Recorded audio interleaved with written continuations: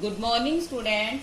आज हम करेंगे वाक्य भेद। इससे पहले हमने जो लेसन किया था, पाठ किया था, उसमें वाक्य भेद करने को कहा गया था। जो वाक्य दिए गए थे उनको रचना के आधार पर भेद बताना था कि कौन सा है।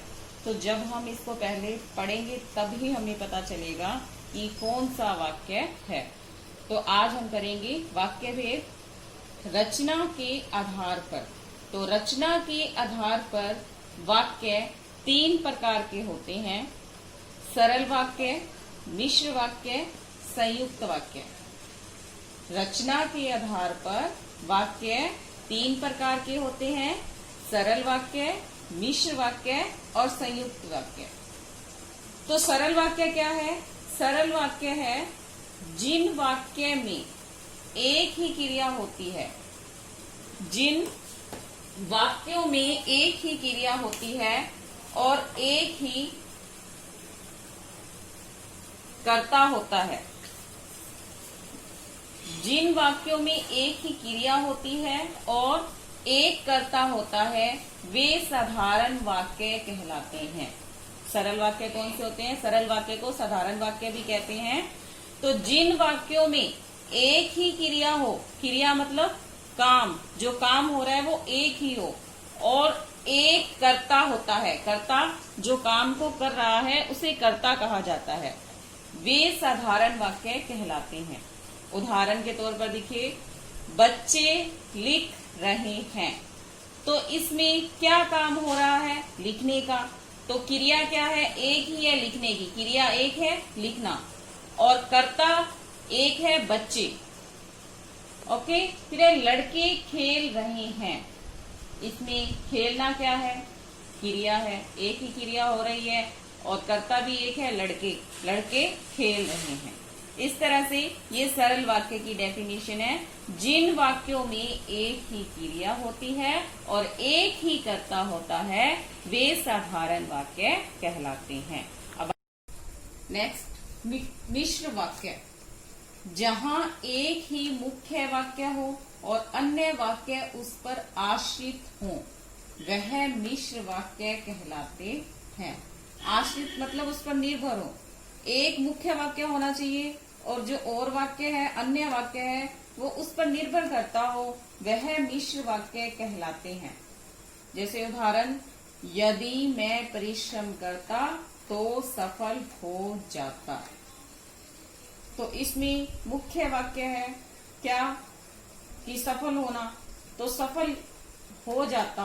तो इस पर ये वाक्य किस पर, इस पर निर्भर आश्रित वाक्य है। किस पर निर्भर है? यदि मैं परिश्रम करता, यदि मैं मेहनत करता तो सफल हो जाता। तो इसकी पहचान है, मिश्र वाक्य को पहचानने के लिए इसमें ये शब्द दिए होते हैं: जैसा वैसा, जब तब, कि, जैसे ही, यदि, तो, जो, सो। तो इस वाक्य में देखिए, यदि मैं परिश्रम करता तो सफल हो जाता। यदि, तो, ये मिश्र वाक्य की पहचान है। यदि, तो जिन वाक्यों में ये शब्द दिए हों, जैसा वैसा, जब तब, कि, जैसे ही, यदि, तो, जो, सो, तो ये मिश्र वाक्य कहलाते हैं। नेक्स्ट है संयुक्त वाक्य। संयुक्त वाक्य के जिन वाक्यों को योजक शब्द से जोड़ा जाता है, उन्हें संयुक्त वाक्य कहते हैं। वह वाक्य जिनको योजक शब्द से जोड़ा जाता है, उन्हें क्या कहते हैं? संयुक्त वाक्य। तो जैसे उदाहरण, राम स्कूल गया और लौट आया। तो राम स्कूल गया, चला और फिर वापिस आया। तो इसको किससे जोड़ा गया? योजक शब्द से। योजक शब्द क्या है? और। तो ये पहचान संयुक्त वाक्य की है। और, अथवा, किंतु, परंतु, इसलिए, या, क्योंकि, बल्कि। जिन वाक्यों में ये शब्द दिए हों, वह संयुक्त वाक्य होते हैं। जिन वाक्यों में और, अथवा, किंतु, परंतु, इसलिए, या, क्योंकि, बल्कि ये शब्द हों, वो संयुक्त वाक्य कहलाते हैं। अब हम जो प्रश्न दिया हुआ था पाठ 4 में 5 में, रचना के आधार पर वाक्य भेद बताइए। तो रचना के आधार पर वाक्य भेद, अब हमने वाक्य भेद समझ लिए हैं, अब इनका बताएंगे कि ये कौन सा वाक्य है। मैं चाहता हूँ कि यह रुपया आप ही के हाथों में रहे। तो इसमें की से इस सेंटेंस को जोड़ा गया है,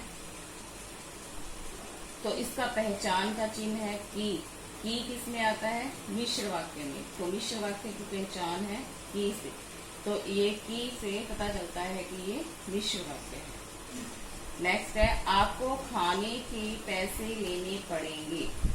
तो इसमें एक ही करता है और एक ही क्रिया है, एक ही काम हो रहा है पैसे लेने का, तो इसलिए ये है सरल वाक्य है। नेक्स्ट है मैं एक दुकान में घुस गया और वहां खाना खाने लगा। तो यहाँ दो वाक्यों को और योजक चिन्ह से जोड़ा गया है। तो और क्या है, योजक चिन्ह। तो योजक चिन्ह कौन से वाक्य में आता है, संयुक्त वाक्य में। तो यह कौन सा वाक्य हो गया, संयुक्त वाक्य। मैं एक दुकान में घुस गया और वहां खाना खाने लगा। तो ये दो वाक्यों को जोड़ता है और, तो ये है संयुक्त वाक्य। नेक्स्ट है मैं हमीद के लिए प्रार्थना कर रहा था। तो इसमें एक ही काम हो रहा है, प्रार्थना करने का। तो यह कौन सा वाक्य हुआ, सरल वाक्य, क्योंकि एक में एक ही करता है और एक ही क्रिया हो रही है। तो यह हो गया सरल वाक्य। इस तरह से हमने ये वाक्य भेद किए। तो ये आपको समझ में आ गया होगा। धन्यवाद।